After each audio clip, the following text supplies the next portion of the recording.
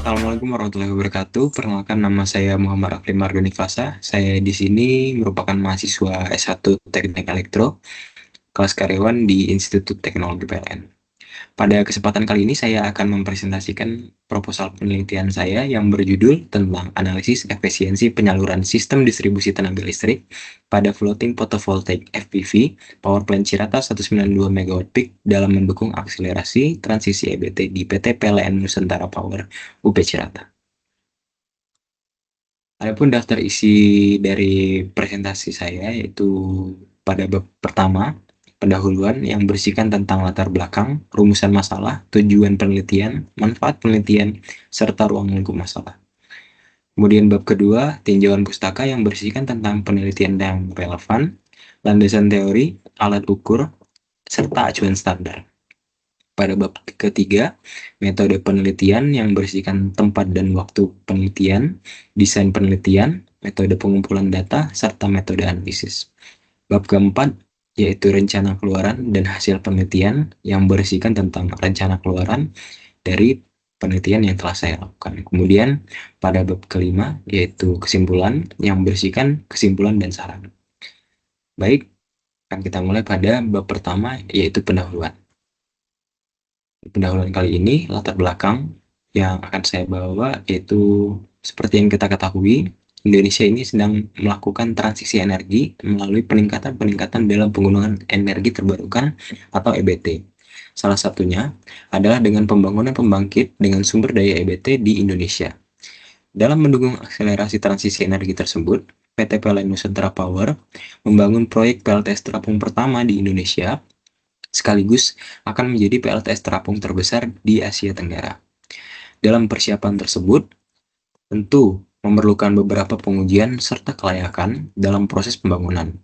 Dengan ini akan dilakukan analisis efisiensi penyaluran sistem distribusi pada PLTS terapung Cirata 192 MW peak yang bertepatan di Waduk Cirata, Kabupaten Purwakarta, Provinsi Jawa Barat. Adapun rumusan masalah yang akan saya bawa pada proposal penelitian kali ini yang terdiri dari 4 poin. Yang pertama, bagaimana pengaruh PLTS terapung terhadap pasokan sistem distribusi tenaga listrik di Indonesia. Kemudian yang kedua, bagaimana efisiensi penyaluran sistem distribusi tenaga listrik berdasarkan hasil pemeriksaan dan pengujian pada PLTS terapung Cirata. Dan yang ketiga, bagaimana hasil evaluasi pemeriksaan peralatan JTM pada PLTS terapung Cirata. Dan yang keempat, bagaimana hasil evaluasi pengujian peralatan JTM pada PLTS terapung Cirata. Adapun tujuan penelitian yang didapatkan dari proposal penelitian kali ini ada 4 poin. Yang pertama yaitu untuk mengetahui pengaruh pada sistem ketenaga listrikan sebelum dan sesudah pembangunan PLTS terapung Cirata di Indonesia. Kemudian yang kedua untuk mengetahui efisiensi sistem penyaluran distribusi tenaga listrik di PLTS terapung Cirata. Kemudian yang ketiga, untuk mengetahui evaluasi hasil kesesuaian pemeriksaan peralatan JTM dengan acuan standar yang berlaku. Dan yang keempat, untuk mengetahui evaluasi hasil pengujian peralatan JTM dengan acuan standar yang berlaku. Kemudian ada pun manfaat dari proposal penelitian yang telah dilakukan ini, yaitu ada 4 poin juga. Yang pertama, dapat mengetahui pengaruh pasokan sistem ketenaga listrikan pada pembangkitan di Indonesia. Kemudian yang kedua, dapat mengetahui sistem penyaluran distribusi pada pembangkit listrik tenaga surya terapung. Dan yang ketiga, dapat mengetahui kesesuaian standar konstruksi peralatan JTM dengan acuan standar yang berlaku berdasarkan hasil evaluasi pemeriksaan peralatan utama. Kemudian yang keempat, dapat mengetahui kesesuaian standar pengujian peralatan JTM dengan acuan standar yang berlaku berdasarkan hasil evaluasi pemeriksaan peralatan utama.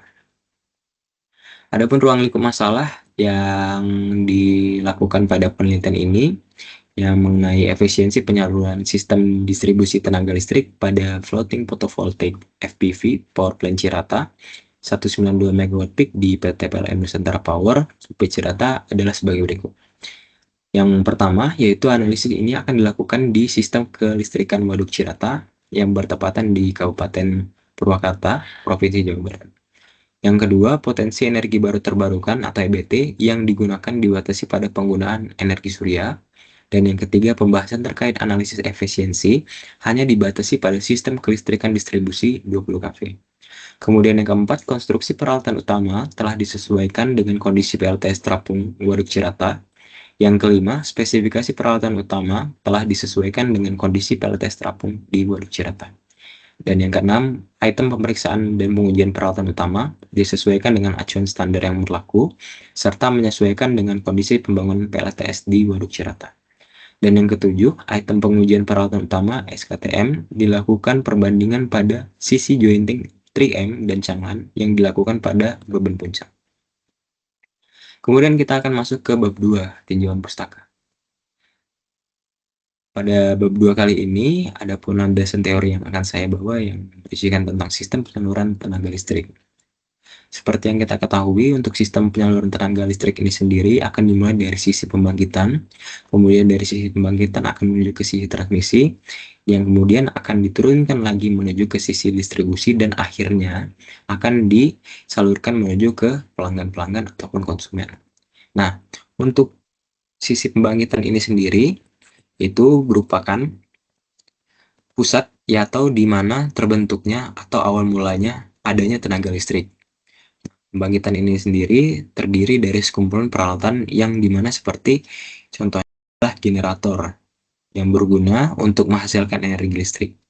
Pada pembangkit listrik ini juga melalui proses di mana mengubah energi potensial menjadi energi gerak atau mekanik, yang dimana energi potensial ini akan menggerakkan turbin sehingga turbin tersebut akan berputar, dan dari putaran turbin tersebut akan menjadi energi mekanik yang difungsikan untuk menggerakkan generator listrik. Kemudian dari sisi transmisi, untuk sistem transmisi ini merupakan sistem yang dirancang untuk mendistribusikan daya dari satu lokasi ke lokasi lainnya, atau dari pembangkit listrik menuju ke gardu induk. Nah, karena tegangan yang disuplai oleh generator ini hanya berkisar antara 6,6 kV sampai dengan 24 kV, maka tegangan yang disuplai oleh generator hanya terlebih dahulu harus dinaikkan atau di step up menjadi 70 kV, 150 kV, serta 500 kV sebelum mentransmisikan energi listrik. Untuk daya yang ditransmisikan dapat melalui saluran transmisi tegangan tinggi atau SUTT, saluran udara transmisi tegangan tinggi SUTT, dan saluran transmisi tegangan ekstra tinggi atau SUTET. Kemudian sistem distribusi. Untuk sistem distribusi ini adalah proses menyalurkan energi listrik dari gardu induk menuju ke konsumen. Adapun dua jenis sistem distribusi yang diantaranya adalah distribusi primer, kemudian distribusi sekunder. Untuk sistem distribusi primer ini sendiri merupakan pendistribusian yang dimulai dari gardu induk, yaitu pada sisi sekunder trafo ke gardu distribusi. Nah, pada sisi primer trafo ini didistribusi atau bisa langsung dari gardu induk ke konsumen tegangan menengah 20 kV. Nah, di tegangan tinggi ini pertama kali akan diturunkan menjadi tegangan menengah 20 kV. Kemudian melalui transformator step down pada distribusi sekunder, itu merupakan sistem distribusi yang dimulai dari gardu distribusi, yaitu di sisi sekunder trafo menuju ke konsumen tegangan rendah. Nah, kemudian adapun konsumen ataupun pelanggan-pelanggan. Untuk konsumen sendiri adalah pelanggan yang dayanya terhubung ke jaringan listrik tegangan rendah atau JTR melalui kabel SR, dan kemudian daya dari konektor SR atau rumah-rumah ini akan disuplai menuju ke pembatas dan pengukur atau alat pembatas pengukur, yaitu APP. Kemudian sistem distribusi jaringan tegangan menengah ini itu akan terbagi menjadi 3 jenis keandalan layanan. Yang pertama adalah keandalan sistem yang tinggi atau high reliability system, yang dimana dalam kondisi normal sistem akan menyediakan kapasitas cukup untuk memberikan daya dengan perubahan tegangan yang baik di bawah beban puncak. Dan pada keadaan darurat, jika jaringan terputus, sistem akan membutuhkan banyak peralatan dan tindakan perlindungan untuk menghindari gangguan sistem. Kemudian yang kedua ada keandalan sedang atau sistem keandalan sedang. Dalam kondisi normal, sistem akan menyediakan kapasitas yang cukup untuk memberikan daya dengan perubahan tegangan yang baik di bawah beban puncak. Namun, dalam keadaan darurat, jika jaringan terputus, bahkan dalam kondisi beban puncak, sistem tetap dapat menyediakan layanan untuk sebagian beban. Kemudian yang ketiga yaitu sistem keandalan rendah dalam kondisi normal. Sistem ini akan menyediakan kapasitas yang cukup untuk memberikan daya dengan perubahan tegangan yang baik di bawah beban puncak. Namun, jika terjadi gangguan pada jaringan, sistem tidak dapat melayani beban sama sekali.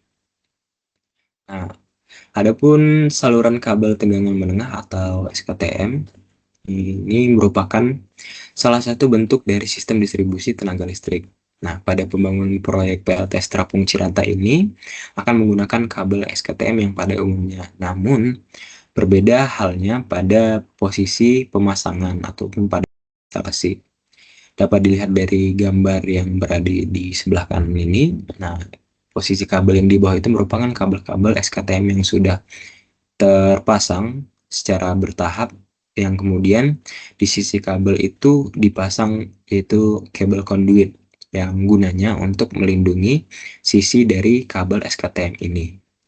Nah, jadi pemasangan kabel SKTM ini akan diposisikan tepat di atas floater seperti yang terlihat di gambar ataupun pelampung yang didesain secara khusus yang dapat menopang kabel-kabel SKTM yang berada di atas air. Kemudian juga dari kabel conduit ini akan berguna melindungi kabel dari cuaca, suhu, dan keadaan sekitar yang dapat membahayakan kabel. Kemudian peralatan hubung bagi tegangan menengah atau PHBTM.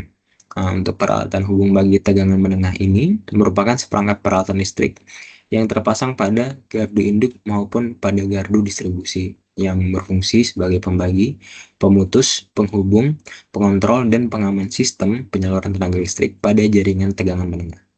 Pada proyek PLTS Terapung Cirata ini akan menggunakan beberapa jenis kubikel yang diantaranya adalah 9 tipe incoming, kemudian 2 kubikel trafo PS, 2 kubikel BBVT, dan 1 kubikel bus riser, serta 1 kubikel bus section.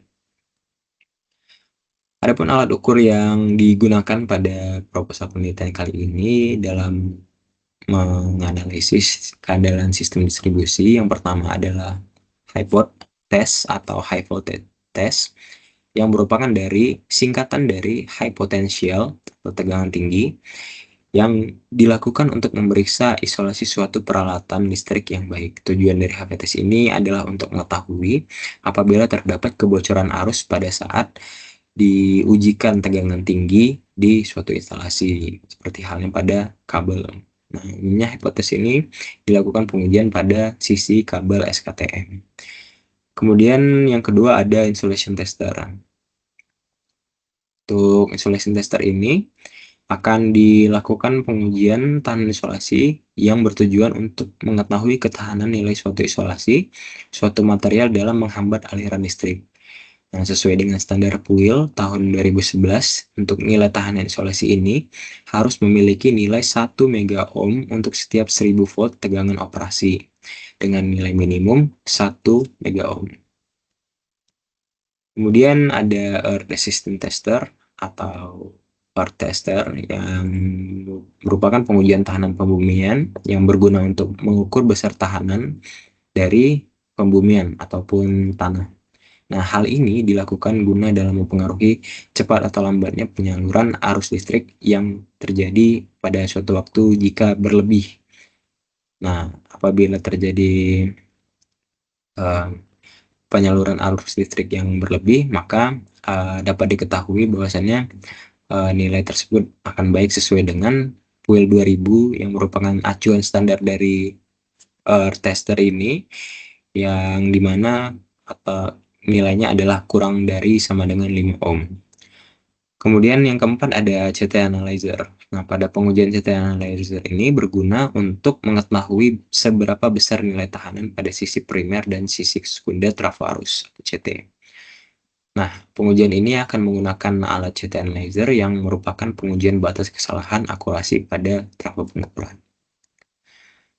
Kemudian untuk acuan standar yang digunakan pada proposal penelitian kali ini yaitu ada pada sisi konstruksi SKTM, yang dimana adalah konstruksi yang aman dan andal dalam mendistribusikan tenaga listrik tegangan menengah, mengacu pada standar konstruksi PLN di tahun 2010 buku 5 yang berjudulkan tentang standar konstruksi jaringan tegangan menengah tenaga listrik, serta mengacu pada SPLN D5 titik 008 strip 1 titik 2 titik 2 2020.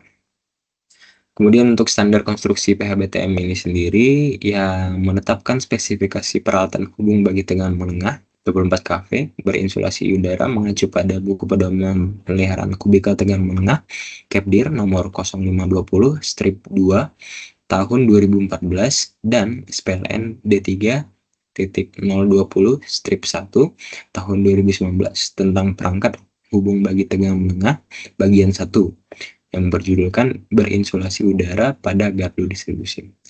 Kemudian persyaratan konstruksi ini akan mengikuti EIC 62271 strip 200 dan pernyataan tambahan yang bersifat penegasan merupakan ketentuan dari EIC tersebut.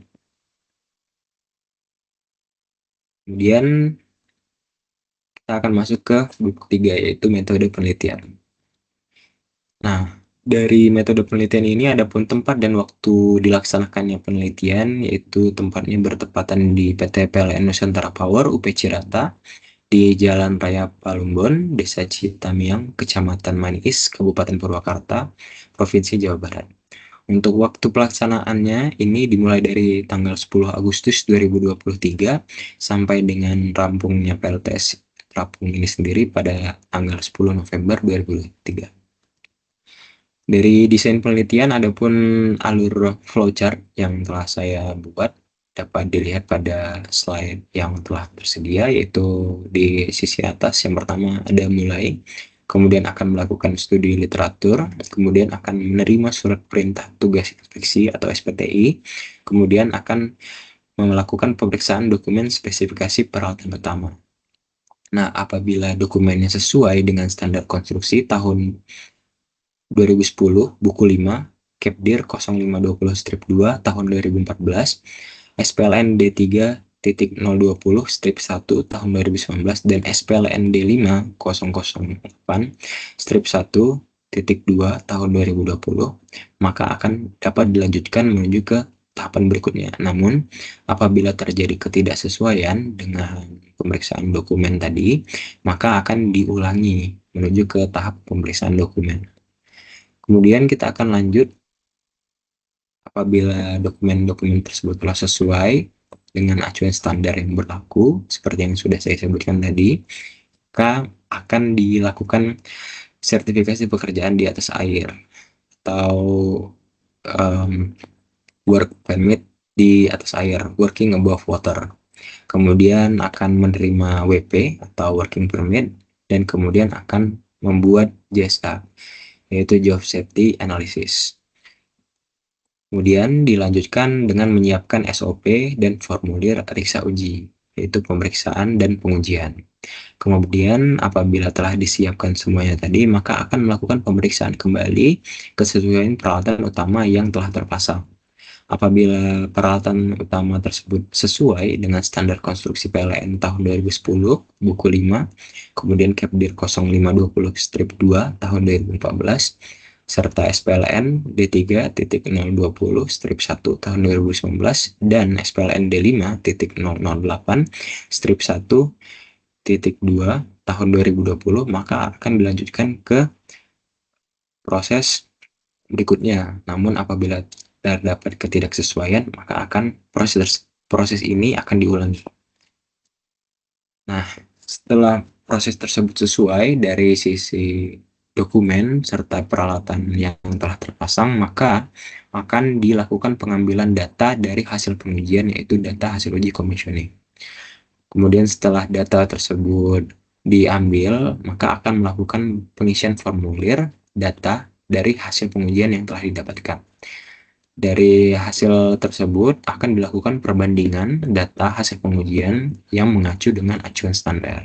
Nah, dapat dilihat di sini untuk standar pengujian yang digunakan adalah EIC 6052/2 tahun 2015, kemudian PUIL 2011, kemudian mengacu pada Kepdir 0520/2 tahun 2014, ada pula SPLN D3.020/1 tahun 2019 dan PUIL 2000. Apabila semuanya hasil dari data uji commissioning ini sesuai dengan acuan standar yang telah berlaku, maka akan dapat dilanjutkan proses. Namun, jika tidak sesuai, maka akan kembali melakukan ke pengujian serta pembandingan dari hasil uji yang didapatkan. Kemudian, apabila semuanya telah sesuai, maka akan dilakukan pembuatan laporan hasil pemeriksaan pengujian ataupun LHPP. Kemudian selesai. Untuk metode pengumpulan data sendiri, pada penelitian proposal ini akan menggunakan metode sebagai berikut. Yang pertama ada studi literatur, yang kedua metode observasi, yang ketiga ada analisa sistem, yang keempat ada metode wawancara secara langsung. Untuk metode yang kedua itu ada metode analisis, yang dimana metode analisis yang digunakan adalah metode kualitatif deskriptif, yang merupakan metode yang dilakukan dengan mengumpulkan data. Setelah pengujian peralatan terpasang dilaksanakan, maka akan didapatkan hasil dari pengujian tersebut. Kemudian, hasil dari data pengujian yang didapatkan akan dilanjutkan ke tahap perbandingan dengan standar pengujian yang sesuai atau yang berlaku. Untuk prosedur pemeriksaan dan pengujian jaringan tegangan menengah sendiri ini ada pun prosedur kerjanya yang terdiri sebagai berikut. Yang pertama ada pelaksanaan pemeriksaan dan pengujian JTM atau jaringan tegangan menengah berdasarkan SPTI atau Surat Perintah Tugas Inspeksi yang diterbitkan setelah SPJ ataupun Surat Peminta Jasa dan WP Working Permit dari atasan yang berwenang. Kemudian, melakukan persiapan pekerjaan periksa uji di lokasi kerja dan koordinasi perizinan dengan pihak yang bersangkutan. Kemudian, menyiapkan peralatan kerja meliputi APD atau alat pelindung diri, peralatan uji, dan material kerja yang diperlukan untuk pelaksanaan periksa uji dan harus sesuai dengan SOP periksa uji JTM, jaringan tegangan menengah. Kemudian akan melaksanakan pekerjaan sesuai dengan jadwal yang sudah disepakati, kemudian sesuai dengan target operasi yang telah didapatkan. Setelah pekerjaan selesai, maka akan segera melapor ke koordinator ataupun SPV terkait, kemudian membuat laporan hasil pemeriksaan dan pengujian kepada atasan yang menugaskan. Adapun langkah kerja yang dilakukan pada proposal penelitian kali ini, yang pertama adalah petugas menerima SPTI ataupun WP dari SPV atau manajer bagian melalui koordinator untuk pekerjaan inspeksi bidang distribusi. Kemudian melakukan peminjaman alat uji serta peralatan kerja lainnya, yang kemudian memastikan alat tersebut sudah dikalibrasi dalam keadaan baik serta layak untuk digunakan. Apabila telah sesuai, maka petugas sampai di lokasi kerja, setelah itu akan menunjukkan SPTI dan WP, yang kemudian akan berkoordinasi serta izin dengan pihak berwenang untuk melakukan persiapan kerja. Kemudian memastikan kesiapan bekerja yang dilakukan dengan pertama-tama melakukan safety briefing serta berdoa sebelum bekerja. Kemudian akan memastikan peralatan dalam keadaan padam dan belum bertegangan, dan dilanjutkan ke pemeriksaan dan memastikan peralatan yang terpasang sudah memenuhi standar konstruksi PLN 2010 tahun 2010 buku 5. Kemudian akan mempersiapkan dokumen formulir BA atau berita acara hasil uji commissioning, serta mempersiapkan alat uji untuk melakukan pengujian. Kemudian akan memeriksa dan memastikan kembali kesesuaian dokumen berita acara hasil uji commissioning sesuai dengan spesifikasi teknik peralatan utama yang terpasang. Kemudian dilanjutkan, yaitu akan melakukan pengukuran serta pengujian terhadap peralatan utama yang terpasang, yang dimana meliputi pengujian tahan isolasi, pengujian hypotest atau HV test, pengujian tahanan pembumian untuk instalasi SKTM, dan akan melakukan pengujian pengukuran terhadap peralatan utama yang terpasang meliputi pengujian tahanan karakteristik, pengujian kontrol, pengujian function atau interlock, dan pengujian tahanan pembumian untuk instalasi PHBTM. Kemudian akan mencatat hasil pengujian pada BA hasil uji commissioning dan melakukan dokumentasi pekerjaan di setiap pengujian yang dilakukan. Kemudian akan memastikan kebersihan setelah dari pekerjaan tetap terjaga. Kemudian akan melakukan evaluasi dan perbandingan dari hasil pengujian terhadap standar pengujian yang berlaku. Apabila terdapat ketidaksesuaian, akan dilakukan pengujian ulang terhadap peralatan dan memastikan kembali peralatan sudah terpasang dengan baik. Kemudian setelah semuanya sesuai, maka akan menginformasikan kepada pengawas pekerjaan atau SPV atau koordinator terkait bahwa pekerjaan telah selesai dan akan dilanjutkan dengan pembuatan laporan dan berita acara pelaksanaan pekerjaan yang sudah ditandatangani petugas, yang kemudian selanjutnya akan dilakukan evaluasi hasil periksa uji. Kemudian selesai. Adapun spesifikasi teknik dari jaringan tegangan menengah untuk SKTM, saluran kabel tegangan menengah yang digunakan pada proyek PLTS Terapung Cilata ini akan menggunakan tiga jenis ya, tiga jenis kabel SKTM, yaitu ada untuk luas penampangnya itu ada 1 kali 185 mm, kemudian ada 1 kali 300 mm, kemudian ada 1 kali 600 mm. Yang dimana untuk pabrik pembuatannya ini menggunakan PT Foxel Electric yang berisolasikan XLPE, yang kemudian untuk masing-masing kuat hantar arusnya ini berbeda-beda.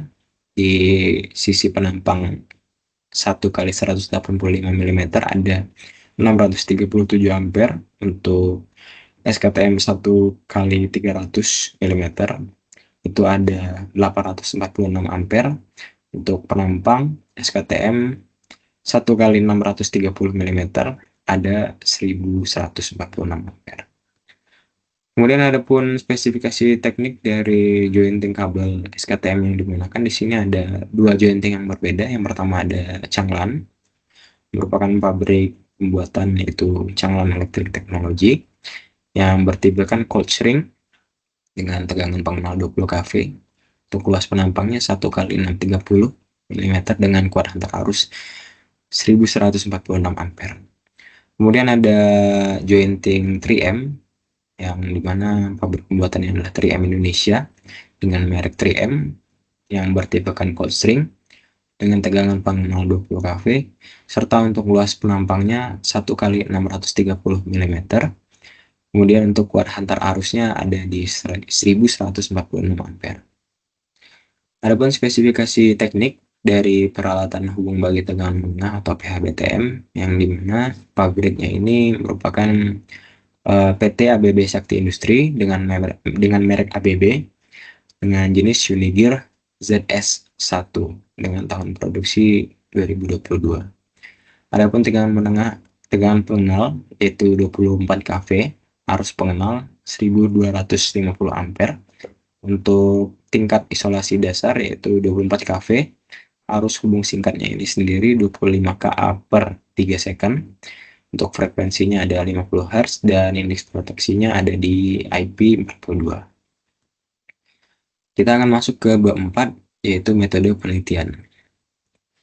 Pada metode penelitian kali ini, ada pun rencana keluaran yang diharapkan dari proposal penelitian kali ini, itu ada pun prosedur pemeriksaan dan pengujian yang harus diperhatikan, yang meliputi pemeriksaan dokumen, meliputi pemeriksaan spesifikasi teknik, rutin tes atau hasil uji pabrik peralatan utama di sisi SKTM dan PHBTM.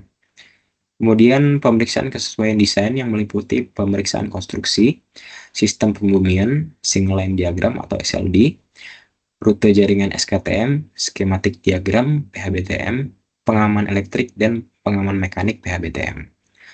Kemudian untuk pemeriksaan visual peralatan utama yang meliputi pemeriksaan dari sisi SKTM itu ada terminasi, perlengkapan keselamatan ketenagalistrikan atau K2 K3, kemudian ada pembumian terpasang, yang selanjutnya ada tanda jalur kabel atau patok kabel, kemudian ada tanda jointing atau move kabel, dan kemudian ada sisi pemasangan kabel. Untuk pemeriksaan visual dari PHBTM itu meliputi nameplate, perlengkapan keselamatan ketenaga listrikan ataupun tanda bahaya, kemudian pembumian terpasang, serta kunci gardu. Untuk evaluasi hasil uji peralatan yang meliputi dari sisi SKTM ada pengujian tahan isolasi, pengujian HV-test atau hypotes, pengujian tahan pembumian. Dan untuk sisi PHBTM itu ada pengujian karakteristik, pengujian fungsi kontrol, pengujian interlock, pengujian fungsi proteksi, pengujian catu daya AC/DC, pengujian urutan fasa, dan pengujian tahanan pembumian. Serta yang terakhir adalah pengujian sistem. Nah, dari prosedur di atas, diharapkan dalam pemeriksaan dan pengujian mendapatkan kesesuaian hasil yang mengacu pada standar konstruksi PLN pada tahun 2010, buku 5 standar konstruksi jaringan tegangan menengah tenaga listrik SPLN D5.008 strip 1.2 tahun 2020. Kemudian, buku pedoman pemeliharaan kubikel tegangan menengah KEPDIR nomor 0520 strip 2 tahun 2014 SPLN D3.020 strip 1 tahun 2019 tentang peralatan hubung bagi tegangan menengah bagian 1 berinsulasi udara pada gardu distribusi serta mengikuti EIC 62271 strip 200 guna operasi-operasi dalam sistem jaringan distribusi tegangan menengah dapat dilakukan dengan aman.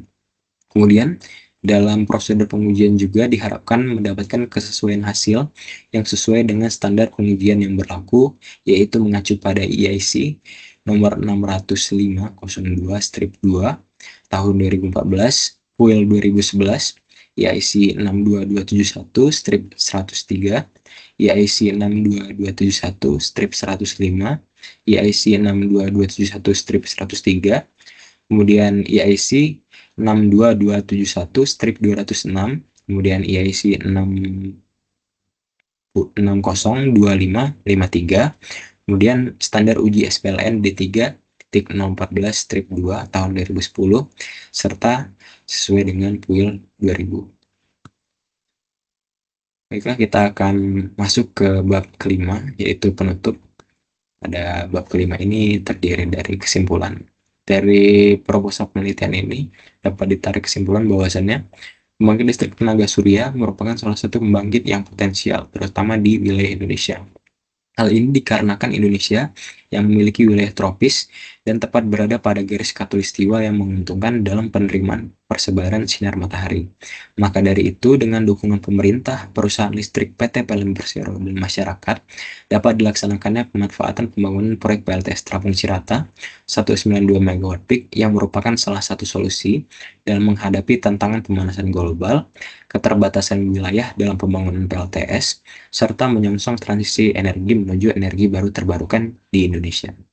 Kemudian proses intensif pemeriksaan dan pengujian harus dilaksanakan sesuai dengan SOP yang berlaku dan telah menyesuaikan dengan keadaan sehingga pasokan listrik dapat disalurkan secara aman dan handal setelah melalui tahapan inspeksi riksa uji yang menyatakan kelayakan peralatan tersebut.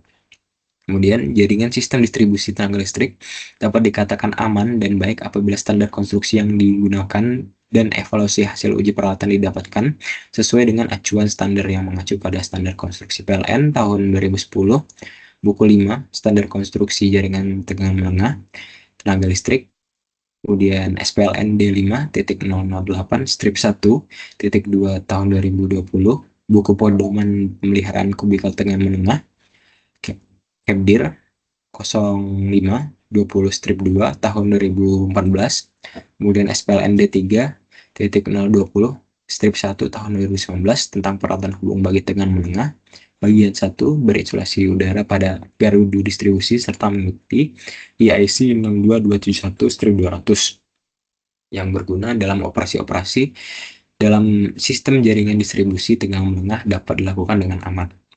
Kemudian, dalam prosedur pengujian juga diharapkan mendapatkan kesesuaian hasil yang sesuai dengan standar pengujian yang berlaku, yang mengacu pada EIC 60502 strip 2 tahun 2014, PUIL 2011, EIC 62271 strip 103, EIC 62271 strip 105, EIC 62271 strip 103, EIC 62271 strip 206, EIC 602553, standar uji SPLN D3.014 strip 2 tahun 2010, dan PUIL 2000.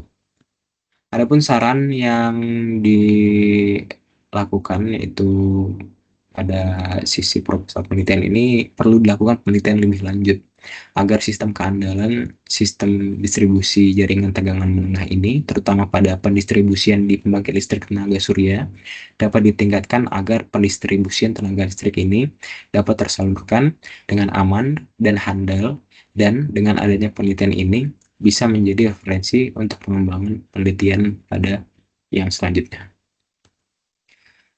Berikut dokumentasi pekerjaan dari proyek PLTS Terapung Cirata 192 MW peak yang telah dilaksanakan. Ada sisi peralatan hubung bagi tegangan menengah atau PHBTM. Kemudian ada PV-nya sendiri yang telah terinstal. Kemudian ada dari sisi kabel juga telah terinstal di atas floater dengan sesuai. Baik, mungkin itu saja yang dapat saya sampaikan. Lebih dan kurang saya mohon maaf. Saya akhiri. Terima kasih atas perhatiannya. Wabillahi taufiq wal hidayah. Wassalamualaikum warahmatullahi wabarakatuh.